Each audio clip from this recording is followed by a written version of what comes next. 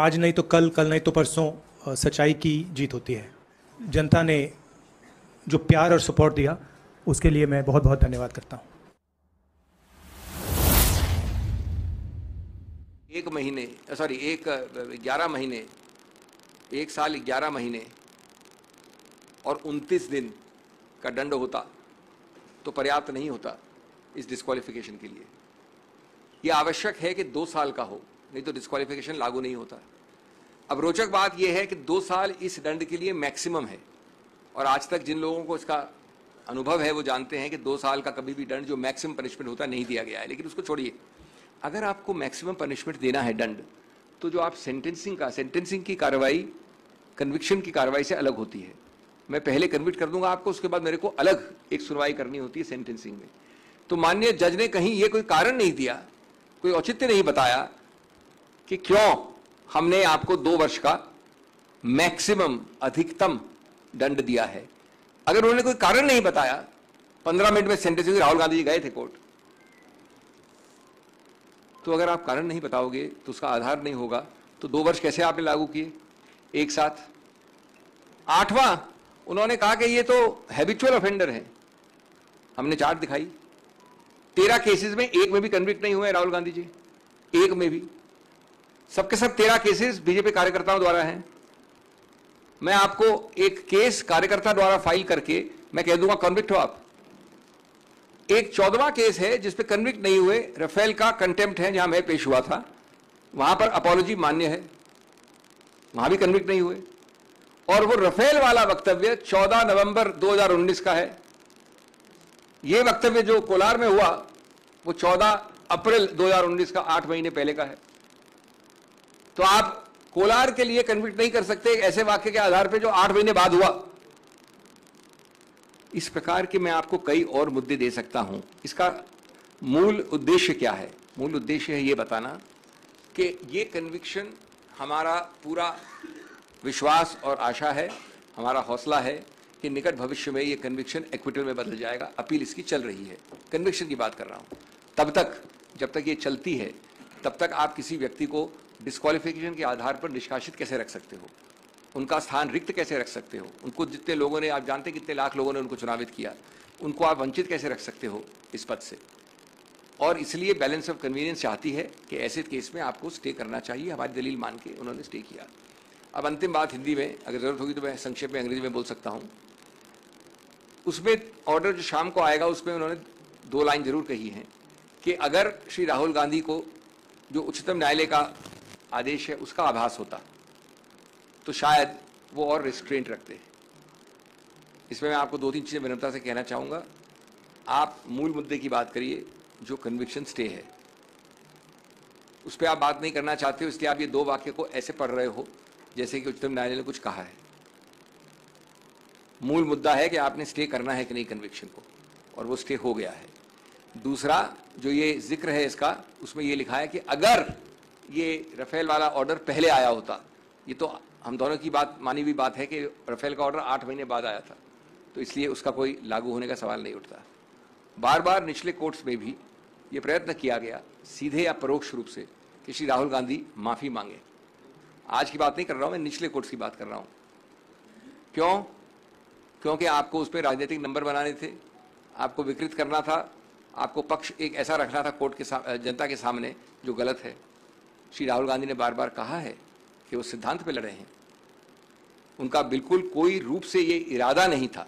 इरादा वाला हमारा एक 8वां पॉइंट था कि जो प्रावधान है 499, उसमें इरादा चाहिए, बद इरादा चाहिए, गलत इंटेंट चाहिए।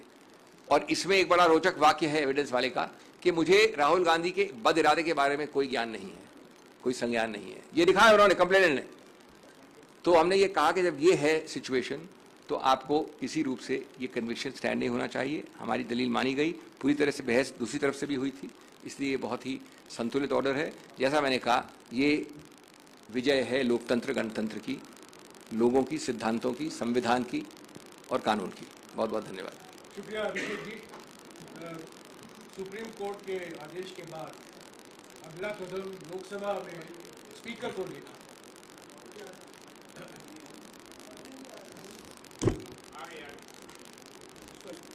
सुप्रीम कोर्ट के आदेश के बाद अगला कदम स्पीकर को लेना है लोकसभा में।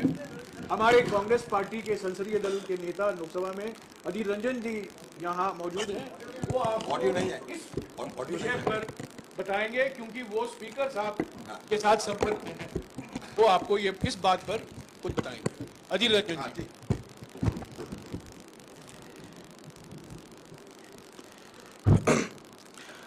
आप सबको नमस्कार। हमारे कानून विशारद अभिषेक मनु सिंघवी जी सारे मुद्दे को विस्तार से बयान किए हैं। नया कुछ कहने की जरूरत नहीं है जब तक केस की सवाल है। जयराम जी कह दिए हैं कि अगले हमें क्या करना है ये हम तय करते हैं। आज जिस वक्त ये खबर आके पहुंचे कि हमारे अभिषेक मनु सिंघवी की अगुवाई में सुप्रीम कोर्ट में जो कानूनी लड़ाई हम लड़ी थी उसमें राहुल गांधी जी की राहत मिले, तब सही महीनों में हम सबको अंदर एक खुशी की लहर बह गए। सदन में राहुल गांधी जी की नदारद अनुपस्थिति बराबर हमें महसूस होते ही रहते। कोई अगर काम में राजनीतिक कारणों से राहुल गांधी जी कहीं व्यस्त रहे अलग बात है, लेकिन सदन में राहुल गांधी जी की आने में पाबंदी, सदन में आने की अधिकार जब से छीन लिए गए थे, तब सही महीनों में हम लोग बड़े दुखी थे।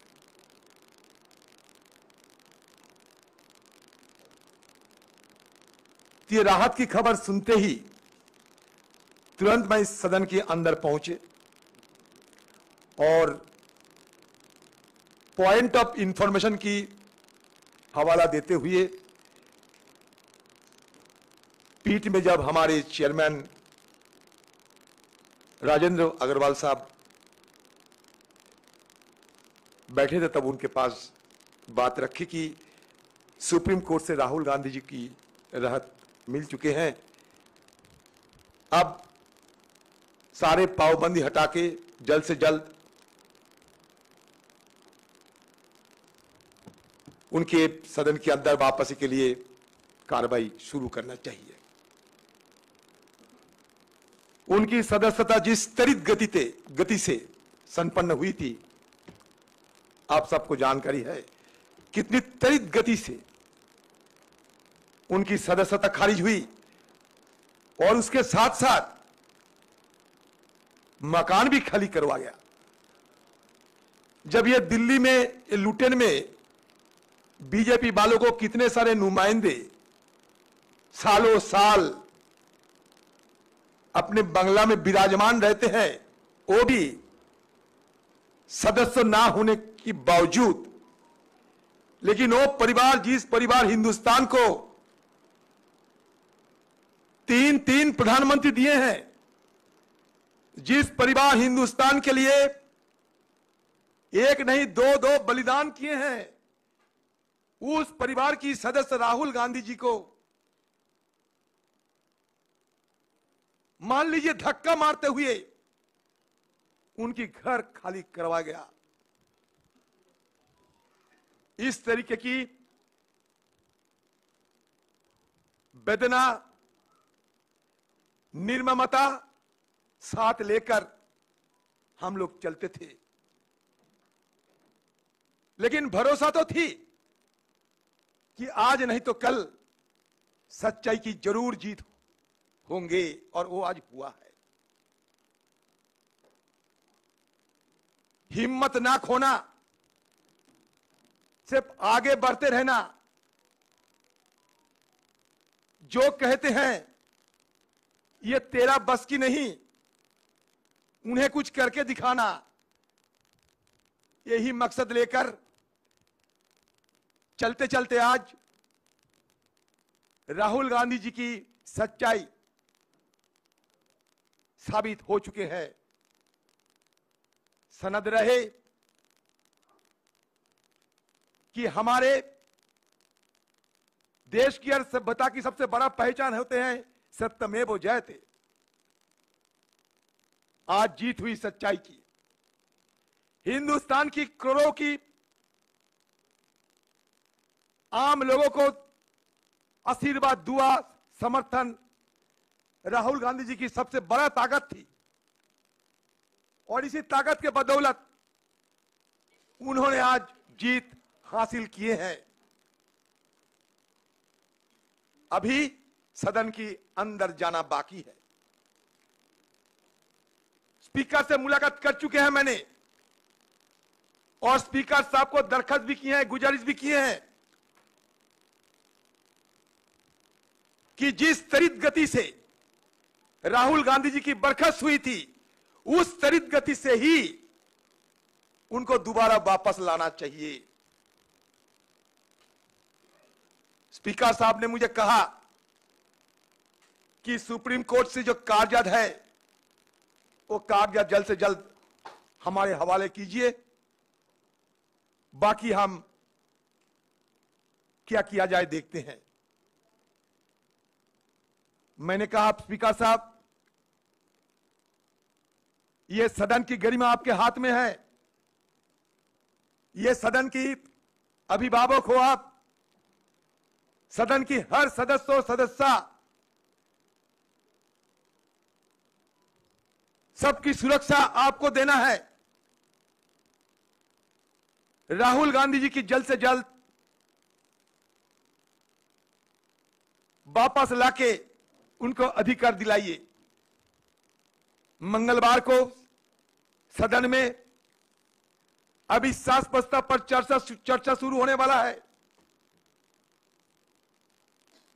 यह चर्चा की चलते दिन रात सदन के अंदर, सदन की बाहर हम सब गुहार लगाते आ रहे हैं। टालते टालते टालते टालते 8 तारीख को सदन में अविश्वास प्रस्ताव चर्चा के लिए दिन तय किए गए, जो कि बहुत पहले करना चाहिए था और नियमों के मुताबिक जब अविश्वास प्रस्ताव सदन में लाए जाते, जिसकी मान्यता दिया जाते स्पीकर की तरफ से, उस समय बिना अविश्वास प्रस्ताव राहुल जी,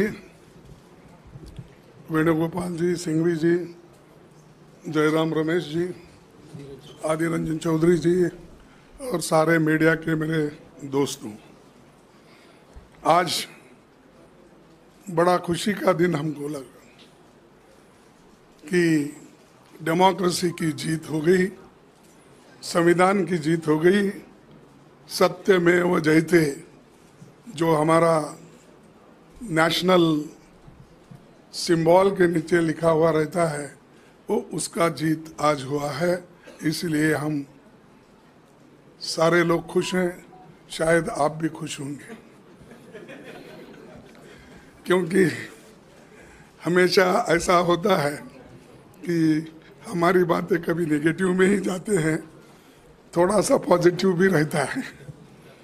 तो सुप्रीम कोर्ट का फैसला, उसके तहत, और मैं तहे दिल से सुप्रीम कोर्ट का फैसले का स्वागत करता हूं। अभी संविधान जिंदा है, बाकी है और न्याय मिल सकता है, ये इसका एक बहुत बड़ा उदाहरण है। संविधान, लोकतंत्र और भारत के आम लोगों की ये जीत हो गई है।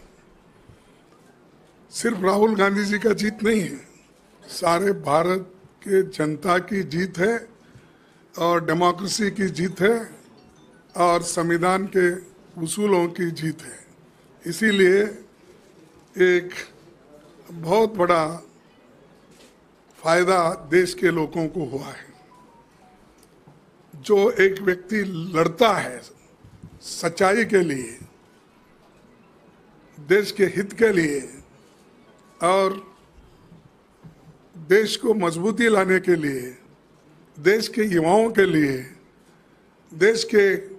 देश में जो महंगाई बढ़ रही है, महंगाई के खिलाफ जो व्यक्ति लड़ते और लोगों को जागृत करते करते कन्याकुमारी से लेकर कश्मीर तक 4000 किलोमीटर से भी ज़्यादा चल के गरीबों से मिले,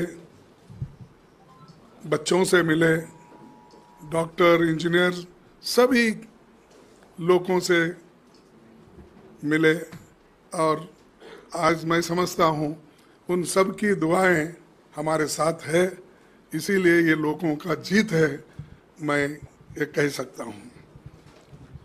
और ये तो लोकतंत्र की जीत गूंजेगी। और राहुल गांधी जी को हटाने में, डिस्क्वालीफाई करने में सिर्फ 24 घंटे में सब कुछ हुआ। अब देखेंगे अब कितने घंटे में उनको रीइंस्टेट करते हैं, क्योंकि डिस्क्वालीफाई करने के लिए तो उनको टाइम ही नहीं आया। जजमेंट गुजरात, ये तो दिल्ली का जजमेंट है, बहुत आस्था नज़दीक है बहुत ही। अब गुजरात से आया जो ये था, उसको उन्होंने 24 घंटे लगा के उसमें सब डिस्क्वालीफाई करे, बाकी सारी चीज़ें करे, बाहर निकाले, सब कुछ हुआ। लेकिन दिल्ली के सुप्रीम कोर्ट और हमारा जो पार्लियामेंट है, हार्डली ये सिर्फ किलोमीटरों पे है, तो वो 2000 पहले 500 से 600 किलोमीटर था। तो इसलिए मैं चाहता हूँ कि शायद रात में वो रीइंस्टेट करते हैं, क्या अभी करते हैं, कितना वक्त लेते हैं, हमको अब देखना चाहिए। हम देखेंगे और इंतज़ार करेंगे। अब इतना बड़ा इंतज़ार किए तो ये जो बाकी उनके ऑर्डर का भी हम इंतज़ार करेंगे। और मोदी सरकार को और बीजेपी लोगों को थोड़ा, अरे भाई हम क्या गलती की है, ये करना नहीं था, ऐसा तो थोड़ा लगा होगा। चाहे वो मन में ही बोलते होंगे या बाहर बोलने को थोड़ा कष्ट होता होगा, लेकिन मैं उस पर टिप्पणी नहीं करना चाहता हूँ, क्योंकि अभी आगे हमारा लड़ाई जारी रहने वाला है। तो इसलिए मैं इतना ही कहूँगा कि ये लोगों की जीत है, वोटरों की जीत है, और वायनाड के नागरिकों की और वोटर की ये जीत है। वहाँ के लोग भी बड़े खुश हैं और वायनाड के लोग जीत से अब सब जगह ये अपनी जीत मना रहे हैं। तो मैं ज़्यादा न बोलते हुए बाकी के डिटेल में सिंघवी साहब बोलेंगे और चौधरी साहब भी बोलेंगे और राहुल गांधी जी भी एक दो शब्द कहेंगे।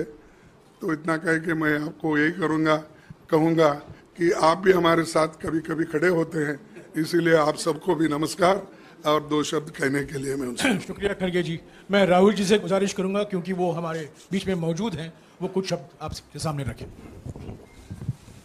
राहुल जी के बाद सिंघवी साहब और अधीर रंजन जी प्रेस कॉन्फ्रेंस करें। थैंक यू खारगे जी, आप सबका यहाँ बहुत बहुत स्वागत। आज नहीं तो कल, कल नहीं तो परसों सच्चाई की जीत होती है। मगर जो भी हो, मेरा रास्ता तो क्लियर है। मुझे क्या करना है, मेरा क्या काम है, उसके बारे में मेरे दिमाग में बिल्कुल क्लैरिटी है। जिन लोगों ने हमारी मदद की और जनता ने जो प्यार और सपोर्ट दिया, उसके लिए मैं बहुत बहुत धन्यवाद करता हूँ। Thank you. शुक्रिया राहुल जी, शुक्रिया खड़गे जी। Thank you.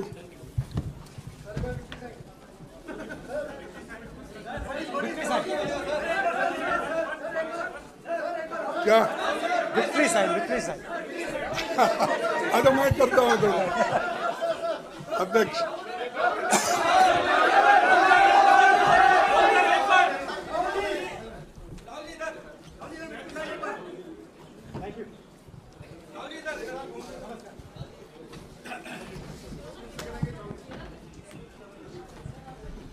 साथियों, अभी अभिषेक सिंघवी जी आपको संबोधित करेंगे।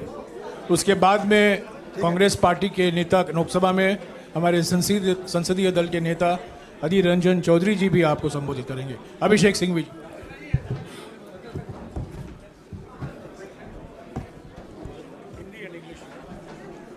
दोस्तों शुरू करें, थोड़ा दरवाज़ा बंद कर लीजिए और शुरू करें, शांत हो जाएं। पीछे वाला दरवाज़ा। जैसा कि हमेशा करते हैं हिंदी इंग्लिश में करेंगे, थोड़ा सब्र रखें आप, संक्षिप्त ही है। शांत हो जाइए प्लीज, थोड़ा शांत हो जाइए। दोस्तों, आज सत्य साहस की जीत हुई है। ये केवल राहुल गांधी जी की जीत नहीं है, लोकतंत्र की जीत है, संविधान की जीत है और आम जनमानस की जीत है। हम आशा करते हैं अब कि भाजपा अपने एक विशेष विभाग जो है, जो कई खेल खेलता है, चालबाजी के और अन्य खेल, उस विभाग पे ताला लगाएगी। वो जो चीज़ें करते हैं जिससे विपक्ष के नेताओं को अनर्गल रूप से निशाना बनाया जाता है, उसको अब कुछ हद तक कम से कम थामेगी, अगर पूरी तरह से रोकती नहीं भी है तो। हम अब संसद में उत्सुकता से जनता से जुड़े मुद्दों पर श्री राहुल गांधी को और श्री राहुल गांधी की बुलंद आवाज़ सुनने के लिए तैयार हैं, उत्सुक हैं और मोदी सरकार को बुनियादी मुद्दों पे जवाबदेही बनाना, ये आप फिर से देखेंगे संसद के अंदर। संसद के बाहर तो ये प्रक्रिया चली रही थी। तो जैसा कि लोग कह रहे हैं, फिर से चलेगी सवालों की आंधी जब संसद में लौटेंगे Rahul Gandhi. Friends, I am going to use words of studied moderation when I come to the actual issues. And since I have argued this matter, I am going to really summarize the 6, 7, 8 major issues on the merits for you without really expressing any opinion. But before that, I have to say what I have said partly in Hindi, that this entire country has heard, seen, supposedly attacking me. Now, the answer to my client has been the same from when the matter started till today. Have faith in institutions, have faith in the process, go by the law and try your best. Second, Rahul Gandhi has been completely and totally conviction stayed. There is no stigma on him. A sentence which says that had that judgment come earlier, things might have been different. Certainly, people who want to be selective, people who want to be partial, people who want to be motivated, I'm not saying you, I'm saying people who will misread it, people who want to distort an order, it is like looking at the hair at the end of the tail and ignoring both the tail and the dog. Sir, supreme court का observation में ये भी था कि अगर defamation के लिए conviction हो रहा है तो ऐसा क्यों है कि जो सज़ा है वो 2 साल की हुई, या वो कम क्यों नहीं हो सकती थी? और आप लोगों ने अपने हलफनामे में भी कुछ इस तरह की बात कही है, तो क्या रिप्रेजेंटेशन ऑफ पीपल एक्ट में कुछ चेंज के लिए भी आप लोग कोशिश करेंगे? देखिए, मैंने जैसा कहा अभी उन महिला के प्रश्न में कि ये थोड़ा व्यापक प्रश्न है, बाद में हम सर्वदलीय स्तर पे बात कर सकते हैं, लेकिन जो मूल मुद्दा है वो महत्वपूर्ण है कि आपने अंतिम अधिकतम दंड लगाया, उसका कोई कारण नहीं दिया आपने। ये दंड 1 साल और 6 महीने क्यों नहीं है, 1 साल 9 महीने क्यों नहीं है?